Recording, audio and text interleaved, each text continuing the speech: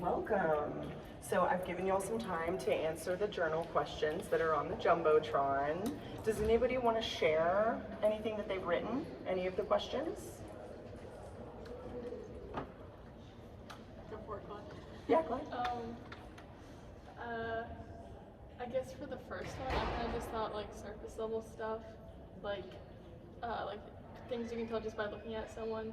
But then also like religion or like your belief system. That's not really something you can tell by looking at someone, but it can be pretty important. And so that's like one of the things that could be like immutable. Is just like your religion or something. Yeah, for sure. Good point. Yeah, Leah? Kind of to add to that, I thought of like jobs. Like you don't always know like what someone's job is by like first meeting them, or like just like first appearances. So that's kind of thing like learn like about them later. But it's like a part of the character because they do it every day. That's a great point. I've never thought about that because a job is a huge identifying factor, right? For some of us, obviously not for everyone. But like as a teacher, or as someone who's going into a career and you plan to spend the rest of your life devoted to that career, that's huge. Yeah, I've never thought about that. That's interesting. Thanks, Leah. What else? I said that like you can like conceal your personality and your interests in things like that. But it's like hard to conceal things like race or like appearance or anything like that. But then there's also like some things kind of in the middle ground where it's very like situation based. So like economic status, sexual orientation, family relationships, like all of those things really depend on where you are, who you are. So for some people that could be easier to hide, for others it could be way more out there. So. Yeah, nice. Good point. Nice. So what about Junior? So let's connect like these identifying factors to Junior. So what are the two identifying factors that are battling within him right now? So Junior is kind of like, he has his like his school personality. Like at the white school, he's known as Arnold because that's like his legal name. But then on the reservation, he's known as Junior, and just like he's way different. And he feels like when he's at school that he has to like hide his like the junior side of him, or just act differently. And he feels like he can't really have those two sides mix. Yeah, for sure. So he has the Indian side, that's kind of loyal to his tribe and the res and everything. But then he also has this desire to like escape from that world, and he's going to the white school, and he's having to like sort of put a mask on in both environments, right? Yeah, thanks, Clyde. Nice. So whenever we talk about these kind of connect with those, right? So whenever we talk about all these different identifying factors, some of which like Junior obviously has like darker skin, right, color than everyone else at the Reardon school, and so that makes him stand out, right? Also the fact that he's extremely poor and doesn't have like the same clothes and backpack and all of that kind of stuff that the kids in Reardon have. So those things stick out, and those are things that he can't really physically change about himself, right? And we see that in our friends, right? Like even in this group right here, we see like different skin tones and different hair textures and things like that, right? Did y'all have anything else that you wanted to share from this? Yeah. I thought, like when I heard about this book, like I thought it had a super interesting concept, especially because that's never like war and identities is never something that I've had to deal with as a white person with a pretty good like social economic status. And so it's like just really interesting to see how this kind of thing affects other people, and especially how it can like it's not a common struggle for white people, but for anybody of color or any natives or any immigrants, anybody like that, this must be like a common struggle among them. And I never really realized like how that could affect somebody. So it's just really interesting to see. Yeah, that's a good point, and that's actually a really good segue into the lesson. So perfect. Nazi, always on. Okay, so this lesson, we're going to be talking about characterization, right? Because you've read this book, and characterization is like a skill that you need to know as you're reading literature. But we're also going to kind of connect it with our own lives and with our community and all of that, right? So this book, it's a young adult fiction book, right? How else could we classify this book? How could we categorize it by genre other than young adult? It's kind of like coming of age, like Yes. building Roman type. Exactly, Nazi, that's amazing. So It's a YA Bildungsroman. Perfect. So those of you who don't know what this crazy German word is, it just means like it's a coming of age story, right? So a coming of age story, it could be like Harry Potter or Star Wars or you know, like Frodo in Lord of the Rings. Typically the person, or like in The Hobbit, Bilbo in The Hobbit, it's typically you start out, your protagonist starts out as kind of ignorant and naive, and they have all these adventures and they have all these important life lessons, and then in the end, they've learned, they're wiser, they're smarter, they're grown, and all of that, right? So that's what this book is. And the question is, why are characterization and identity so important in this particular genre? What do y'all think? So young adult and Bildungsroman. Yeah. I think because it changes, like because it's like a Bildungsroman, it like changes a lot throughout the story as like the characters develop and change like their journey. Yeah, absolutely. That's perfect, Michaela. So the protagonist, the whole point of the story is that they're changing the entire time, right? They're like a rounded character that's learning and growing over the course of time. And so you need to know them right off the bat. Like you need to know them pretty intimately right off the bat. And then as they change, you're noticing like, oh wow, he's growing, he's changing, right? Nice. Okay, so let's talk about this. What is Junior like? Somebody tell me a little bit about Junior. We already talked about it a little bit, but tell me some characteristics of this character. He's kind of immature, but he's not like afraid to say or like be himself, I guess, at least on the reservation. Cause like I was reading it and all of a sudden he brought up masturbation and I was like, okay, Junior, okay. Like do you, I guess, but Yeah. Yeah, he's like kind of silly, I guess. Nice, yeah. So he's kind of like an awkward teen, young teen boy, right? Going through the natural stages of all that, right? So how do we know about Junior? How are we finding out about him in this story? Yeah. He's telling us the story in like first person point of view, so we're hearing his like personal account of what he's experiencing. Yeah, exactly. So it's a first person POV. So we're hearing his own personal account about something that's happened to him, right? So my peeps who have read Gatsby, right, in English, hi. We know that's told from Nick's first person point of view, right? So that's important because we're hearing everything and he's characterizing himself, even some of the like more negative things about being kind of awkward and immature and all of that, right? So we're learning that way. Cool. Okay, so let's talk about characterization. What's characterization? What have you learned in English class about characterization? It's like how a character, like who they are, like how they respond to the things around them, what they think, how they act, stuff like that. Nice, okay. So characterization, it's how the author reveals the personality of a character in a story, right? So what do we know about them? Does anybody remember the two main modes of characterization? Direct and indirect? Yeah, good. What's direct characterization? That's when someone is saying like, oh, she's so funny or she's so weird or whatever. And then Okay. indirect is them like showing that they're actually funny or weird. Nice, okay, good. So direct is more like straightforward, right? It just tells you like it is. And indirect, you have to infer a little bit and make assumptions about the person. Yeah, perfect.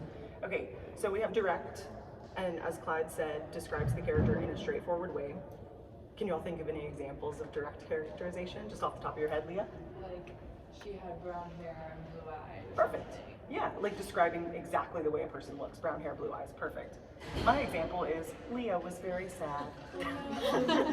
That's the most boring sentence ever. Y'all should never use that in your English classes. But it's a good example of direct characterization, right? Awesome. And then indirect is, again, when we learn about the character through what they say, what they think, their effect on others, Mazzy mentioned that, I think, and on their actions, right? What's an example of indirect? Can y'all think of anything? Whenever I tell a super funny joke and everybody laughs, then you know the reader knows I'm the funniest person alive. There you go. Angela. Maybe when a character helps someone cross the road. Oh, nice. Yeah, like she helps the elderly person across the road. That shows that they're like a kind, thoughtful, helpful person. I love that. Yeah. My example is Leah sat alone in the courtyard with tears streaming down her face. Going through. Good. So we can assume here that Leah is probably quite sad in this scenario, right? We could say, oh, maybe she's just excited. She just got good news, but she'd probably be like jumping up and down, maybe, right? So she's alone, she's crying, she's sad. Good. Okay. Characterization. So an acronym that I like to use for characterization is STEAL. We have says, thinks, effect on others, actions, and looks. Okay? So this is a cool acronym because it's easy to remember. And you can keep going back to it. On your handout that I've given you, there's like an anchor there, I think. If not, it's on some of the slides too. But we have the STEAL acronym, and I'm going to ask you guys here in a little bit to identify some characterization pieces and identify which STEAL it is. Cool? And is it there? Is it on your handout? No? Okay, that's all right. I've got it on the slides for you. Okay, so let's practice. So raise a hand, and you're going to tell me whether it's indirect or direct, and then you're going to tell me which STEAL it is. Okay? Okay, so here's the first one. Mazzy chewed a pencil to bits before the test. This is Indirect. It's indirect. Good. And which STEAL is that? Action. That's right. Action. Very good. So what does this tell us about Mazzy, do y'all think? She's nervous. She's nervous about her test. Fantastic. Good. Okay. Next. Sophie is kind and helpful. Michaela? Direct. It's direct. Good. Which STEAL is that? Says, thinks, effect on others, actions, looks. Does it affect on others? Yeah, it could be a couple of them, right? Yeah. It could be effect on others or actions, right? Yeah, awesome. Okay, Michaela screamed and ran out of the room when Barney the purple dinosaur walked in. Sophie? I think that would be indirect. Indirect, yeah, for sure. Which STEAL is it? That would be action. Action, yeah. And maybe thoughts, perhaps? Mostly action. What is this telling us about Michaela? She's scared. She's scared of Barney. Yeah, poor Michaela. Who invited Barney anyway? Okay, so the next three are from the book that you've been reading in your English class, okay? They're actual direct quotes from the book that are cited because I'm a librarian and I have to cite everything. So same drill though, okay? My cartoons are my tiny little lifeboats. Yeah, Mike? Indirect. Yeah. What STEAL is it? Is it says or thinks? Yeah, probably thinks. Okay. Yeah. And what is this telling us about Junior? That he likes his little cartoons. Mm-hmm. And what do they do for him? It like gives him They like something to do. they It like support him. Like they make him like feel kind of grounded. Okay, yeah. They make him feel grounded and supported. Yeah. They're like an escape for him from like the scary world outside. Yeah, nice. Okay. And oh, I was skinny. I'd turn sideways and disappear. Yeah, Leah? Direct. Direct, yeah, for sure, because he says straight up, I was skinny. He just describes himself physically, right? I'd turn sideways and disappear. That would be, if it was just that by itself, you could call that kind of indirect, because it's kind of metaphorical, but that's perfect, yeah. Okay, I have all sorts of physical problems that are directly the result of my brain damage. What do y'all think? direct? Question mark? Yeah. I feel like it's kind of a mix. Yeah, I would say so. Yeah, It's it like- is kind of a mix. He's like, I have these physical problems, and you kind of have to infer like how that affects him, Mhm. but he like says it straight out. Yeah, exactly. Yeah, it's a kind of a mix of both. That's why I used that one. Because he tells us straight up that he has physical problems, and then he says that are directly a result of my brain damage. He gives us that info, but we also have to make some assumptions about it. Like, oh wow, he has brain damage. And it caused this, right? So we don't know the full story, but we still get that piece. Nice. Okay, so we're gonna do a little practice. So here's a big paragraph here. There's your steal, okay? So this is a paragraph about a character called Miss Trunchbull. Does anybody know what that's from? What is it? Anybody? Matilda, yeah, by Roald Dahl, good. And we all know, I'm sure you guys are familiar with Matilda, obviously. Miss Trunchbull is a bit of a beast, right? So short paragraph describing her. So first, let's do this together. How does the author, Roald Dahl, use direct characterization for Miss Trunchbull? And of course, identify this steal. So what do we see here that's an example of direct characterization? Do y'all think? She was a gigantic holy terror. Yes. A fierce tyrannical monster. And she's characterized, I guess that's her like effect on others. Okay, good. Yeah. She was a gigantic holy terror, a fierce tyrannical monster. That is straightforward, right? Absolutely. So yeah, that would be her effect on others. Maybe also, what else could that be? Yeah, Leah. She always marched like a stormtrooper with long sides and arms swinging. Like that's how I just like it's like I think it's like maybe like looks or actions. Yeah. Like how she presents herself and the way she walks and her like mannerisms. Yeah, looks and actions for sure. And it's very straightforward, like describing how she like stomps around like a stormtrooper. Nice. Cool. Yeah, so this one I would say also looks, because she's like gigantic, right? It's like describing her physical appearance perhaps. Yeah, and that's really good, marching like a stormtrooper. Any other direct that you see? Yeah. You could actually hear her snorting as she went. Oh, nice. Yeah, you could hear her snorting as she went. That's straightforward too. Yeah, and that would obviously be actions, effect on others, because you can hear her, right? Yeah, Julie? With small people bouncing off her. Yes. Yes, that is definitely effect on others with children bouncing off her. Good. Okay, so y'all together look for some indirect characterization. Figure it out and then tell the group. And identify the steal too. What's some indirect? Take a minute.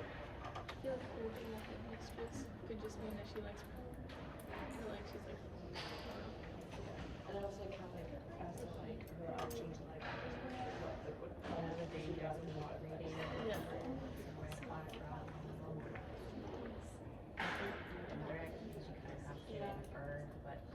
I also think like that last sentence, like thank goodness we don't meet. It's like it shows. It not only shows like Miss Trunchbull's kind of effect on her, but like it also kind of characterizes the speaker too. It's like you're kind of scared of Miss Trunchbull. I would be too if y'all seen the movie. Yeah. Oh my god, she's a tank. Yeah. Have you ever seen like any like the like musicals or like versions of it? It's pretty good. But Nice. Okay, did you guys find something? What'd you get? Share. The last sentence, thank goodness, the one that starts with that. Yeah. It's like it shows how people around her think about her, so it kind of shows her effect on others and yeah, characterizes her Yeah. someone you don't want to meet. Yeah, and that's interesting because it's such a simple sentence. Like there's no flowery language there, but it's very heavy characterization. Yeah, Angela. I feel like the last sentence also complements the one that says there was an aura of menace about her even at a distance. Yeah, definitely. For sure. I love that language too. Nice. She's intimidating. Like you can tell even from far away that she is not someone you want to cross.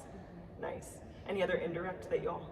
Yeah, Michaela. We talked about the fact that she's like a headmistress, so she kind of has that like step up above everyone else, so it's like a little scary, like her authority, I guess. Yeah, she's already an authority figure that kind of makes you feel intimidated, but on top of that, she's this like terror. Yeah, exactly. That's nice. Good. Great. Oh, Miss Trunchbull. Okay, cool. So now we're gonna look at this illustration, okay? In your book, I'm sure you saw this when you were reading in English class. There are several little illustrations like this of Junior, right? So this one is showing the battling of identities, right? And your task is gonna be to think about areas of your life where you may feel split, right? So it could be rebellious teen versus obedient child, or straight A student versus I want to go hang out with my friends at the mall, or things like that, right? Or it could be something a little bit deeper, right? That's like ethnic or religious or racial or something like that, right? So you're going to be looking at this illustration and you're going to be creating your own illustration, like Junior's, okay?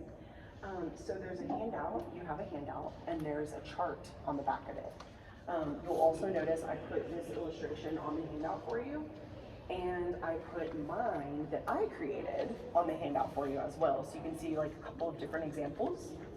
And up here it says, notice how junior topics and objects are juxtaposed. Do y'all remember what that means from your English classes? Like contrasting. Yeah, contrasted, exactly. Compare and contrast it. Just a fancy word, like buildings Roman, right? And then it says try using parallel sentiments and hyperbole to characterize yourself, right? So his language here is really clever, right? So like on the Indian side, we have a vanishing past, bone-crushing reality, right? And he's kind of funny about it, you know, he's kind of cute and funny about it, but it also shows that deeper, you know, issue with his split identity working, right? So you are going to fill out the handout, and I'm going to give you a couple minutes to do that, and then we're going to hop into Canva so you can start designing your own split identity project, okay? Also, another note to remember, I'm sure you remember from the book, that he realizes toward the end that he's actually a multifaceted person, right? That he's not just one thing. He's not just an Indian kid from the res, right? He's all of these things and more, right? And some of you, I know, did a project in English at the beginning of the year where you listed a whole bunch of things about yourself and created a 6-word memoir, right? So this kind of reminds me of that project that y'all did, where you listed all of these different things that make you you, right? So you could use some of that, but that's something important to remember as well, is that, you know, junior isn't one thing and neither are we, right? Nice. So you're gonna fill in the handout with your own ideas. I'm gonna come see what you guys are writing, and then in a couple minutes, we'll do like 3 minutes and see how you're doing. We'll hop into Canva.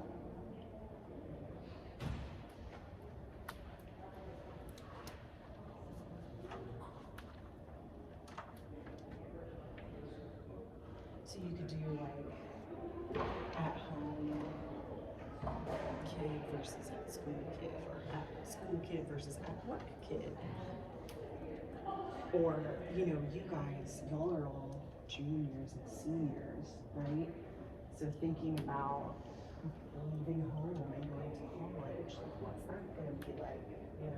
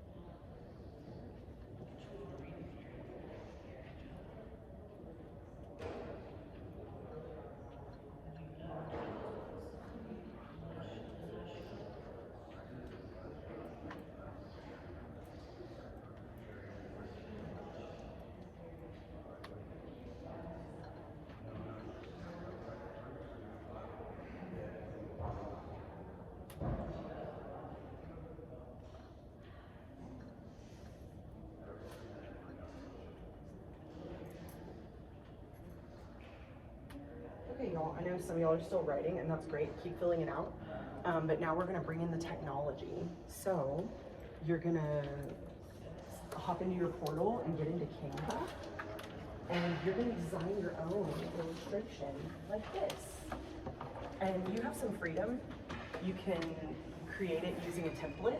You know, like you might be able to search for like a full body template, or you could create it from scratch, depending on your knowledge of Canva. But that's another cool thing we do in the library is teach kids how to use these awesome apps, right?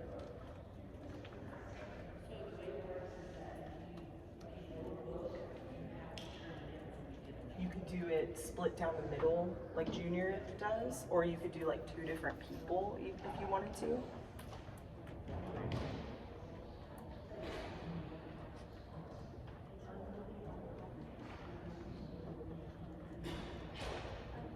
I'm gonna chat with you guys and see what y'all are doing. Mazzy, what are your 2 boring identities?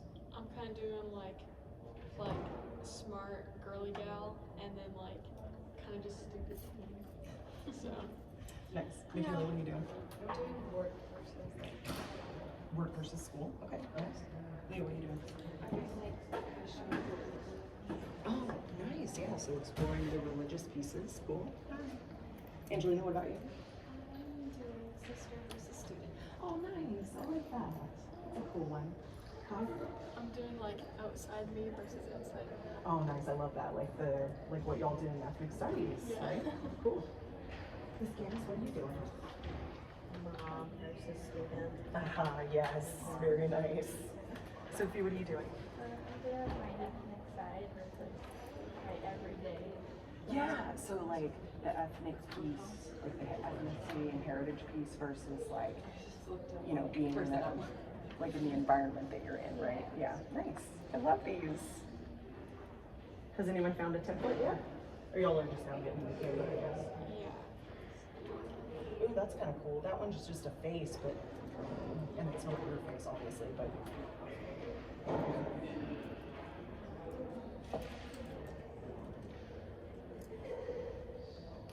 Oh, we just got a person. That's cool. Canva's amazing. Isn't Canva great? I love it. I've started using it a lot more. I learned some cool stuff. What'd you say? I'll taught myself how to use it. Yeah, me too. There's a lot of stuff on there. Yeah, there is. And yeah, there's so much stuff on there. You can do pretty much anything with it.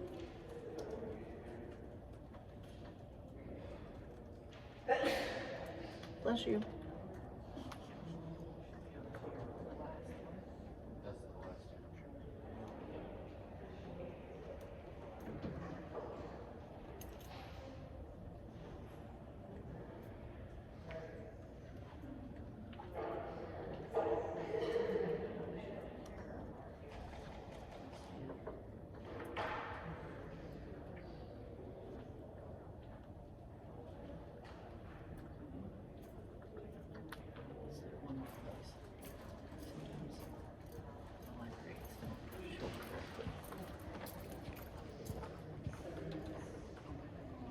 I'll be right back, y'all.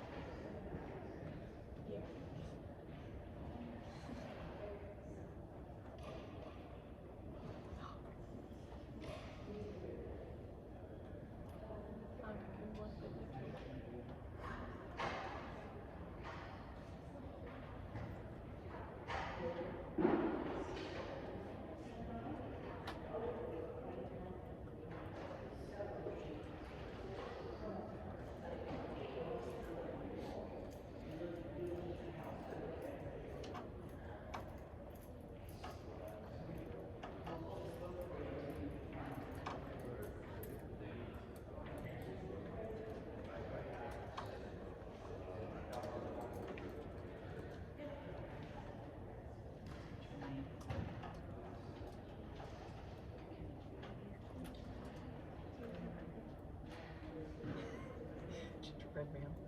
It was the best I I could find. love that. That's fun. I like it. You can also like it's, you know, you can edit it Yeah. to where it like has clothes and stuff.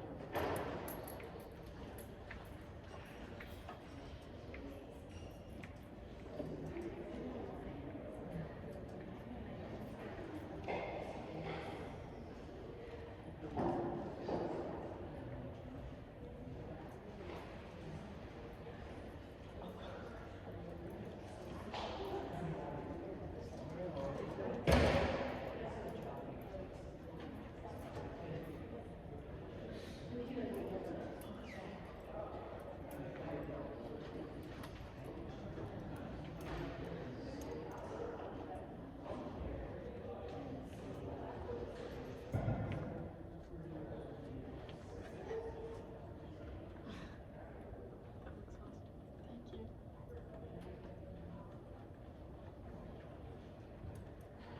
You're doing great figuring this out.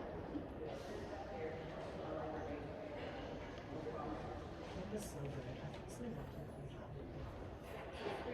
we have it. Yeah, it's so good. Hopefully they won't take it. I wish I was at last year and everything was just locked. Yeah. So, like, my, Yeah, because like it all was the like, good stuff. yeah. I know, I was so glad when I opened my portal in the fall and saw Canva education. I was like, yes. I remember everyone like figuring out what classes they were gonna take. And use your classes. Yeah. Yeah. Because I did that with my HTML class, so I'm like, why is there only like 8 people? This must be working. Then I only have 9 people in my class. So. Yeah, oh my god, such a nice. Nice. Okay, I'm gonna give y'all a couple more minutes, and not you don't have to stop, but we gotta move on with The the big next ones? thing. Or this, like this bigger? Like a big one.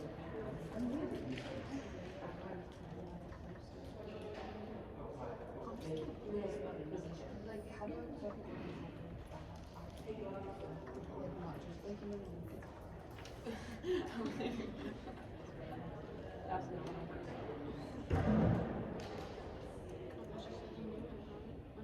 Okay, well, you know what? I know, like, how to, like, you know, I can put pictures on the I slide. can put some words on there.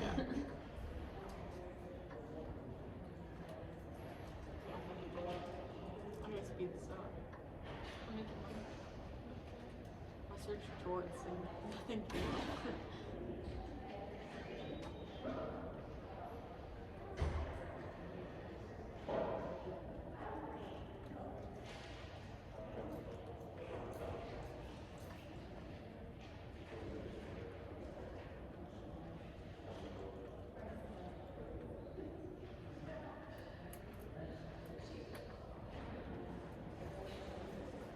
Okay, let's do 2 more minutes, and then I'm gonna show you guys some other resources on like characterization and identity stuff. You're the best.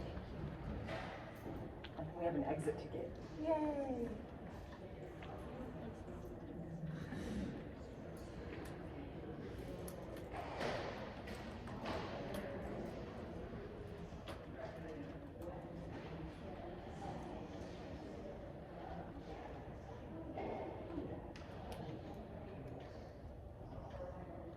So I think if you put it, do you know how to do it? So I think if you put it, let's see. Oh, maybe edit.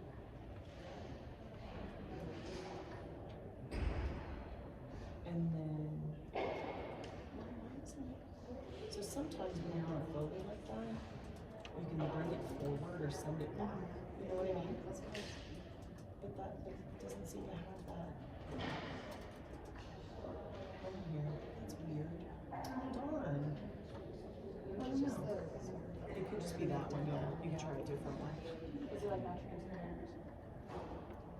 guess Oh not. wait, no, dogs you can't like because dogs are like they get picky because it's like it's a dominant so you can't like lay out pictures. I'm using a poster. I'm using a poster. You can. I think you can change the type of it though, right? Can't you?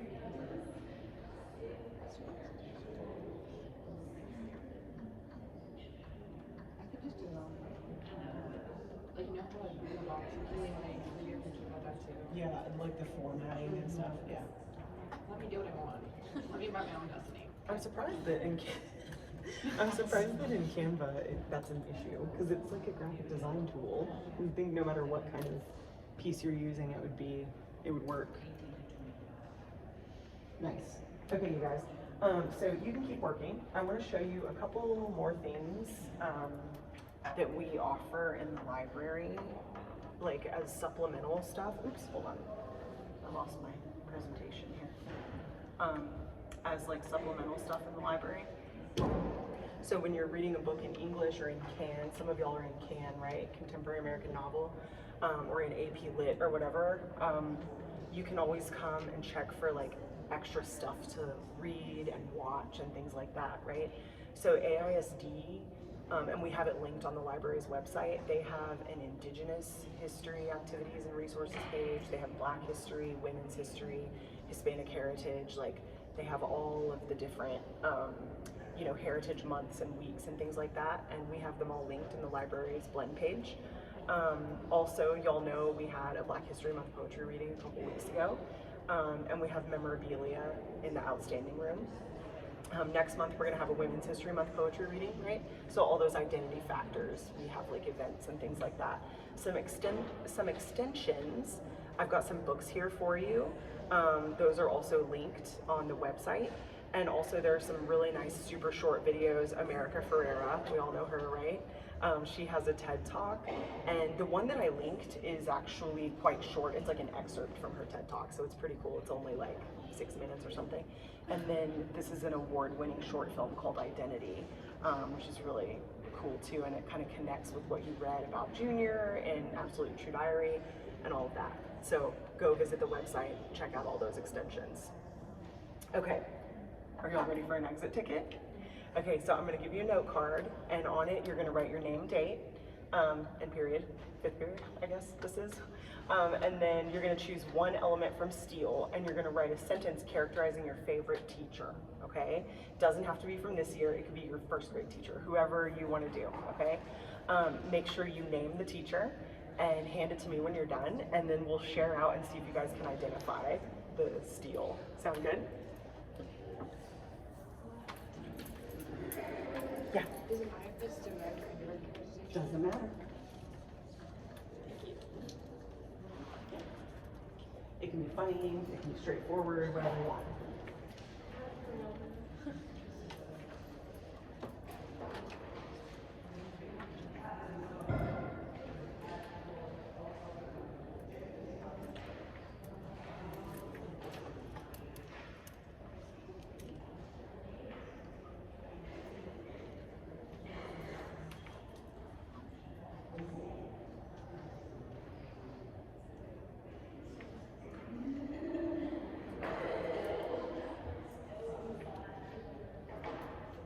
Hopefully we won't have any, like, Miss Trunchbull in this.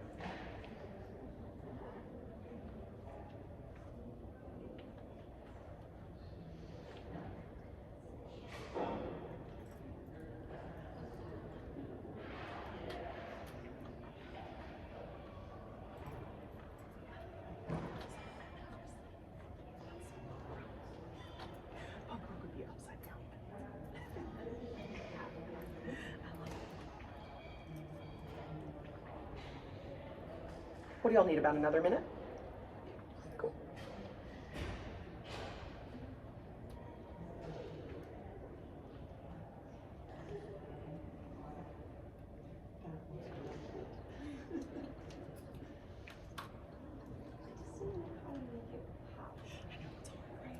Did you just draw a line down it, or like insert a line? Yeah, yes.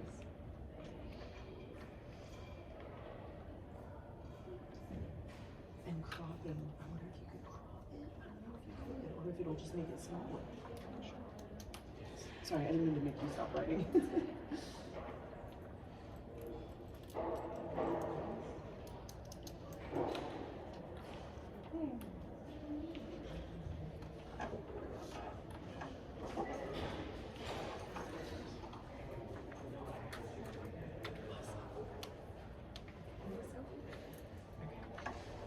Nice. And that's the timer. Okay, nice. All right, I'm gonna read. We have time to read a couple of these. Okay, so let's see. So raise a hand and tell me, is this direct or indirect, and which steel is it? Miss Carol lit up the classroom with warm kindness. What do you think? Is that direct and like effect on others? I think so. Yeah, for sure. Yeah. Actions, effect on others. I love that. Nice one. Okay. Okay. Miss Hejny has very awesome tattoos on her arms. What's that, direct or indirect? Direct. Direct, yeah, for sure. It's just straightforward and obviously looks, right? Nice. Oh. Okay, here's one. Miss Davis can hardly contain her excitement as she begins the presentation for gene regulation. What do you think? Indirect? Yeah. And what does that tell us, of course, about Miss Davis? She loves genes. She's very enthusiastic about genes. Yeah, she is. Very nice. Oh, those are great. Cool. And that would be actions, things, probably effect on others as well, because as a student, you're like, oh yes, like this teacher is so passionate about genes. I love it. Miss Davis is the best. Cool. Awesome. Okay, nice job, you guys. We're almost out of time.